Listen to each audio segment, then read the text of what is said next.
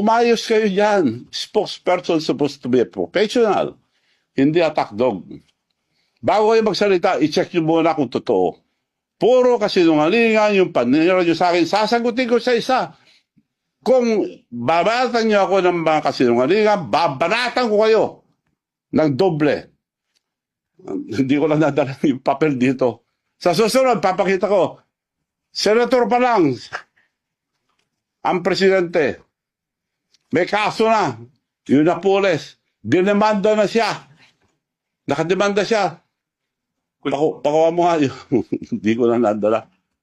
Yun ang on record. Ako, binabato nyo, puro haka-haka, puro sali-salita na hindi totoo. Ito, pag nagsabi ako, totoo. Sinong may kaso? Nademanda si Senator Bongbong Marcos. Panahon din na Napoles, kasama siya ron. Sabi ko to, hindi ko sinasabi to dahil lang sa kasinungalingan mo, sasabihin ko lang to. Sige, magsinungaling pa kayo. Eto. Oh. Bongbong Marcos sued for plunder over pork barrel scam. Ayan ang nakarecord. Madam Spokesperson. Ito. Girl, tingnan mo ito, girl. Ito. Bongbong Marcos sued for plunder.